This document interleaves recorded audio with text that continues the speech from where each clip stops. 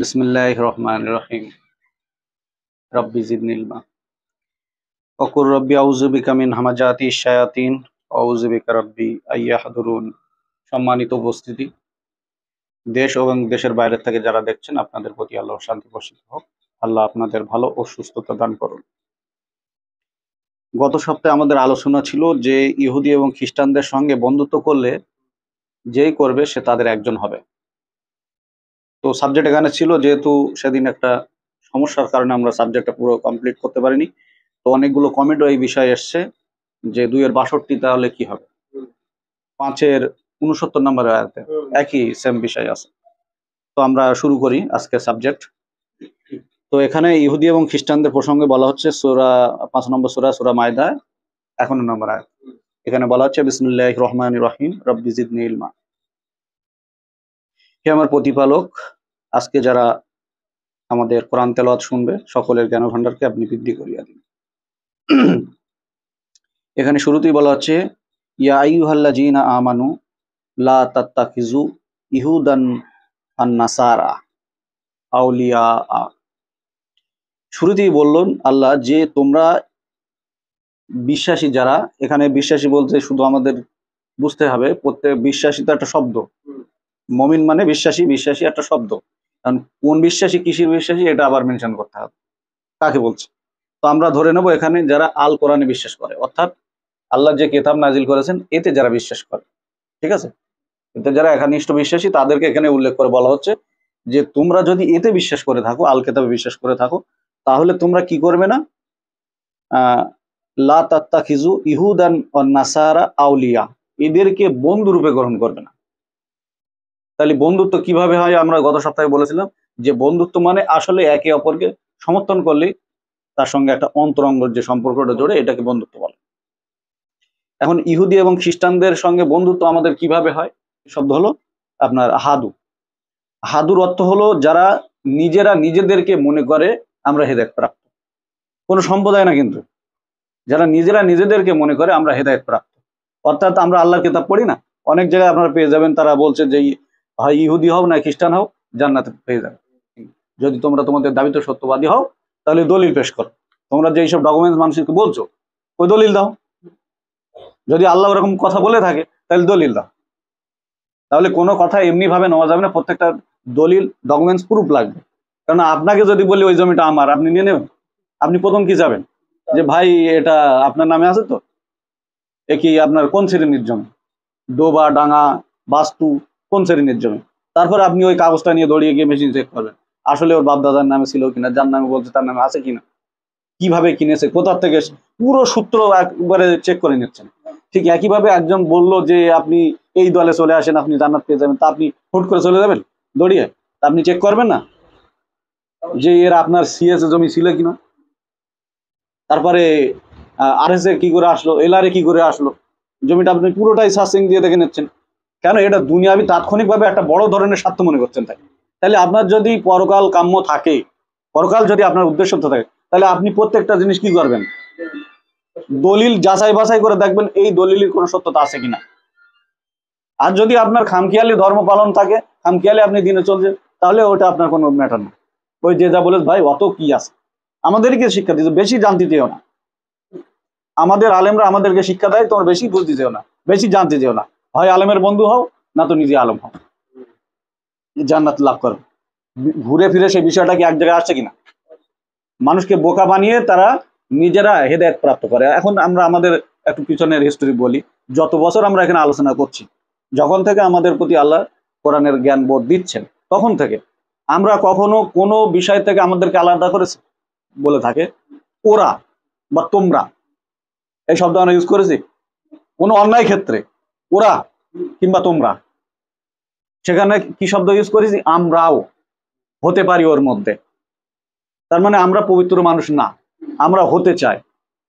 আমাদের সংগ্রাম কতদিন? মৃত্যু পর্যন্ত, নাকি না? তাহলে আমরা এই সার্টিফিকেট দেয়নি, আমরা শুনেছি বসে মসজিদে ওরা বা তোমরা।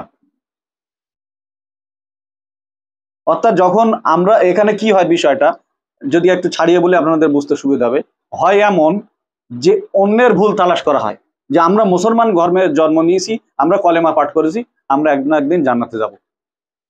তাহলে অন্য সব কি কাফের মুশরিক তাই দাঁড়াবে, সমস্ত দলমত কাফের মুশরিক।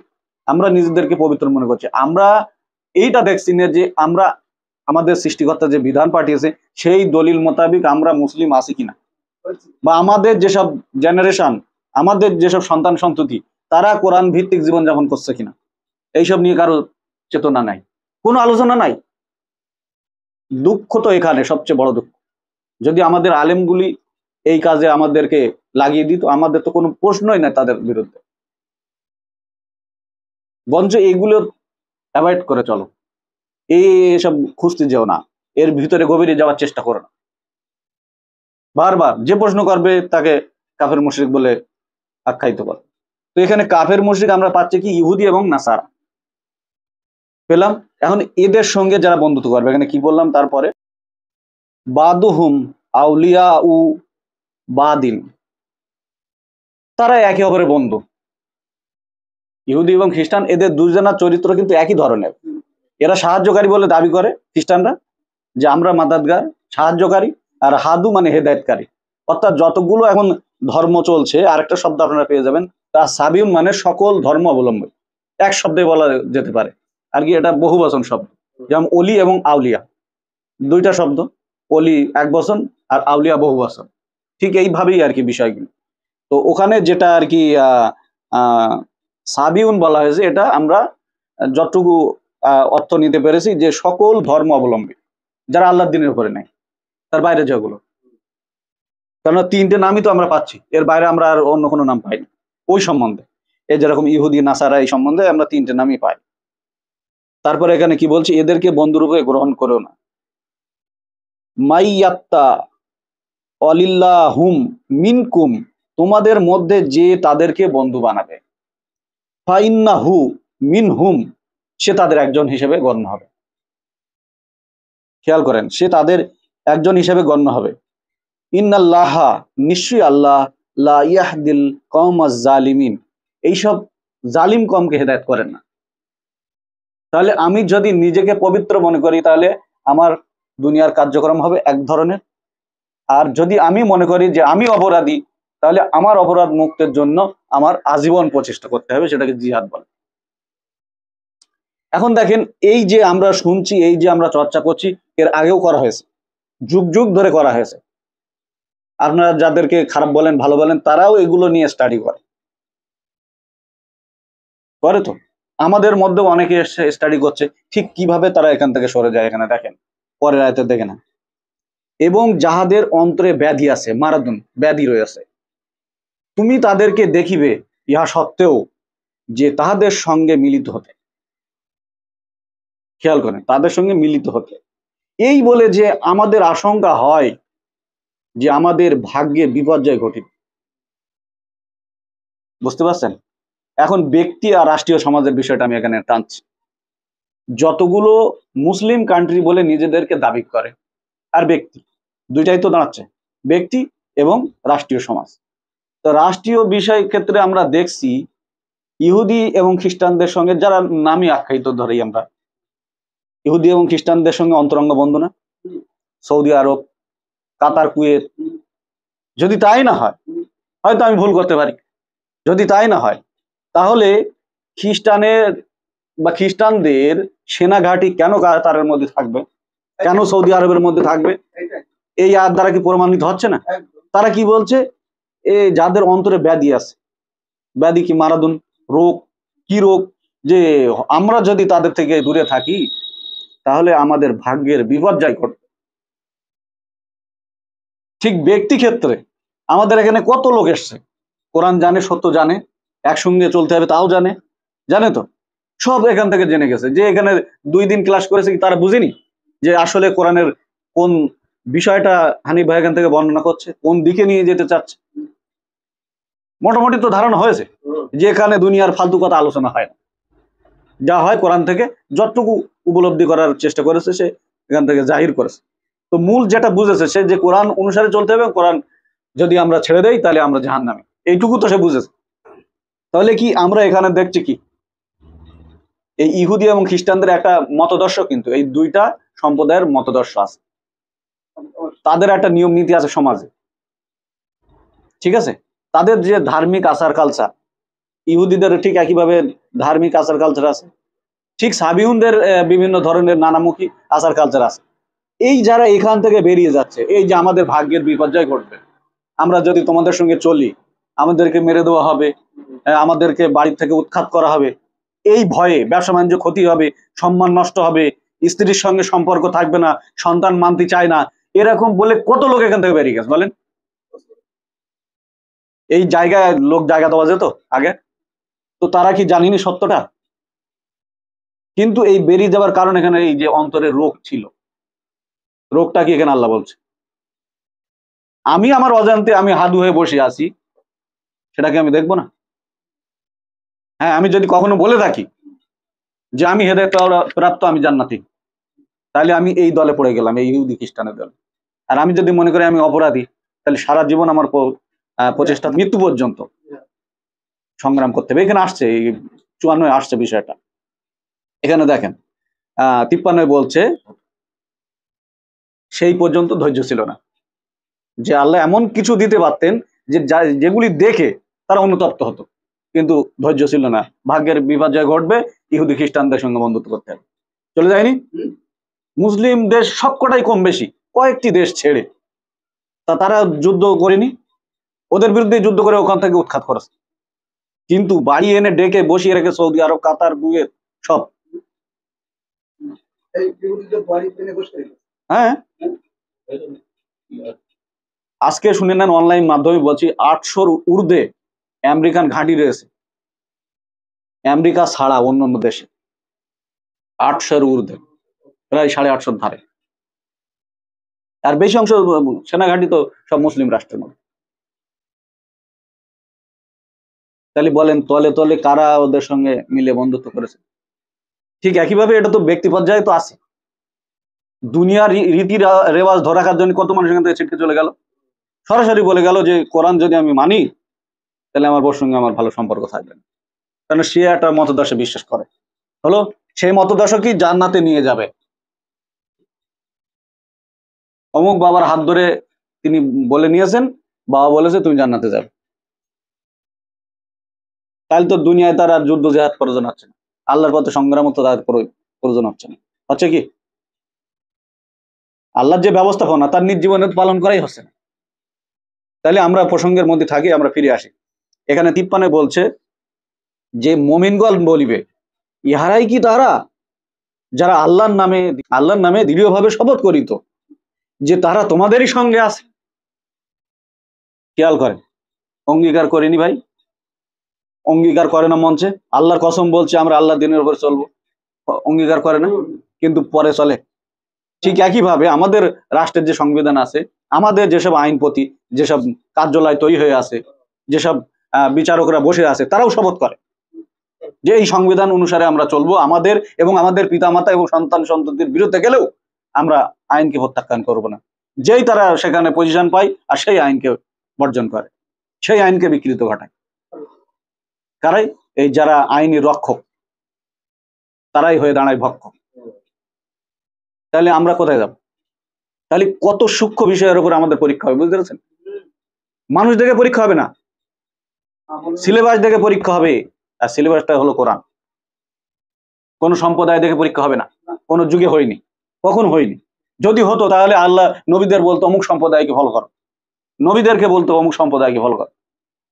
প্রত্যেক নবী কিন্তু একই বার্তা দিয়েছেন, তোমরা পরকালকে ভয় করো এবং আল্লাহর বিধানকে অনুসরণ করো, যা আমার প্রতি নাজিল হয়েছে এবং যা পূর্বে নাজিল হয়েছে তোমরা সেটাকে অনুসরণ করো। কেউ বলেছে যে সেই অমুক সম্প্রদায়কে ফলো করো, সামুদ সম্প্রদায়কে ফলো করো, ফিরআউন সম্প্রদায়কে ফলো করে, এসব বলেছে? কোন সম্প্রদায়ের কথা বলেছে ফলো করতে?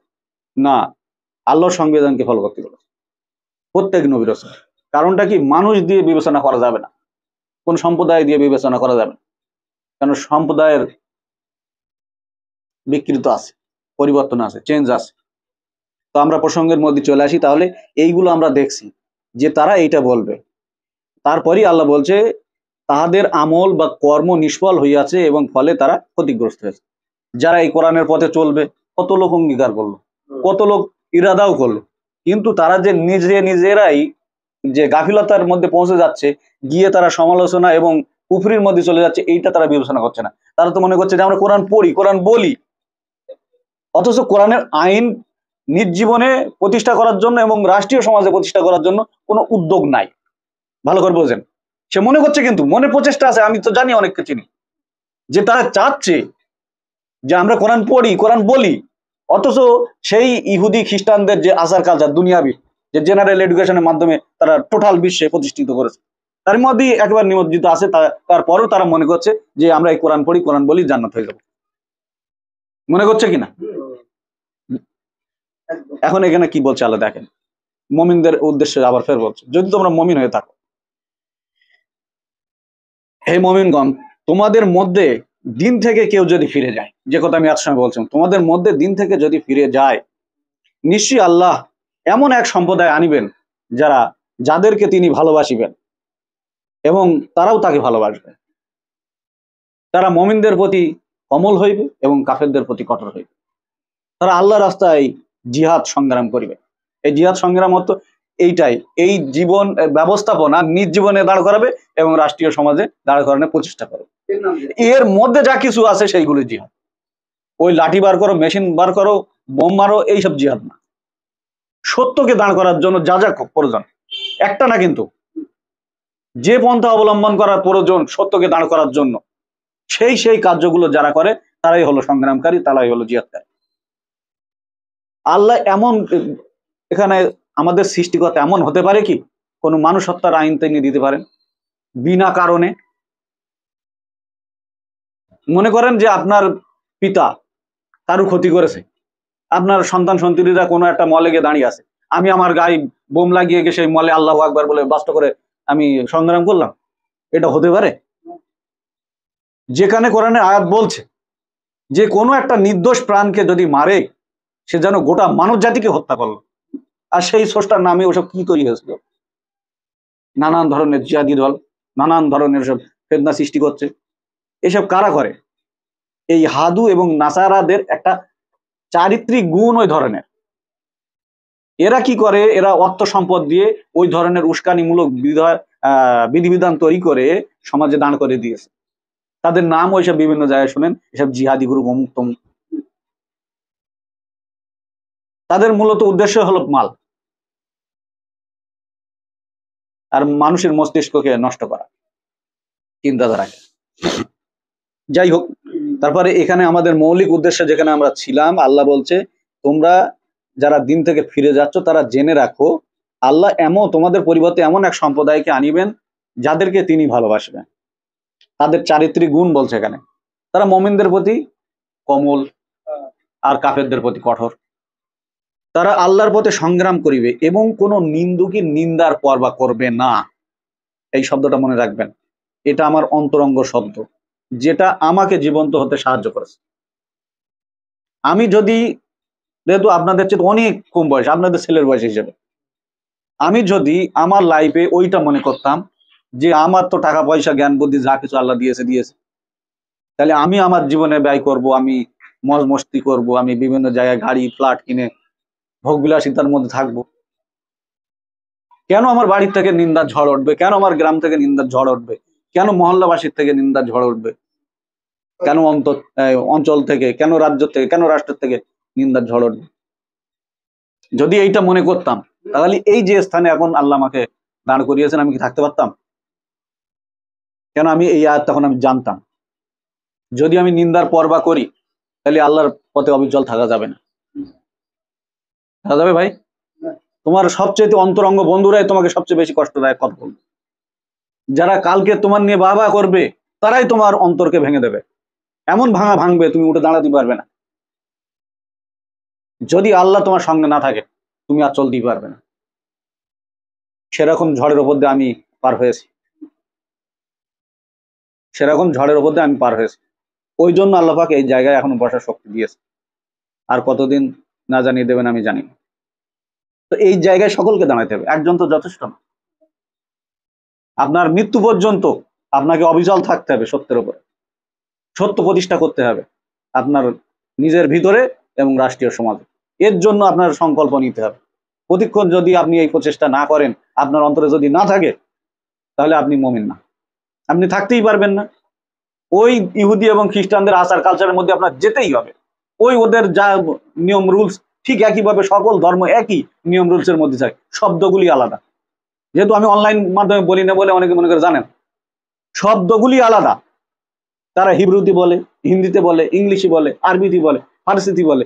সেইগুলো সবটাই যদি একটা ভাষায় আমি এনে দেই, দেখবেন সবকিছু শব্দ একই, দেখতেও একই, বলছেও একই।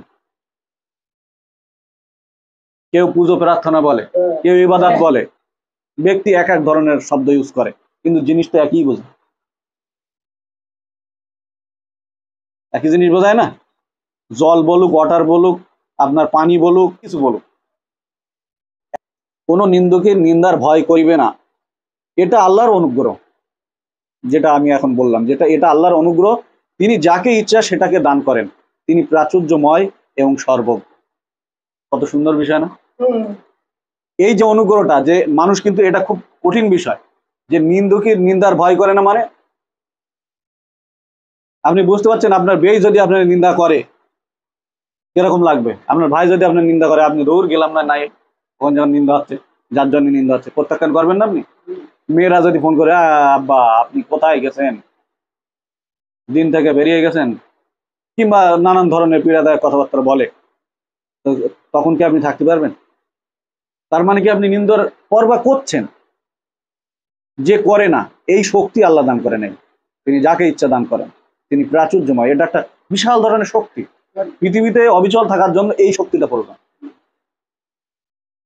এক কান্দে শুনলাম, আরেক কান্দে বার করে দিলাম। এমন কোন নবী রাসূল আমি পাঠাইনি যাদেরকে পাগল ও মিথ্যাবাদী বলা হয়নি।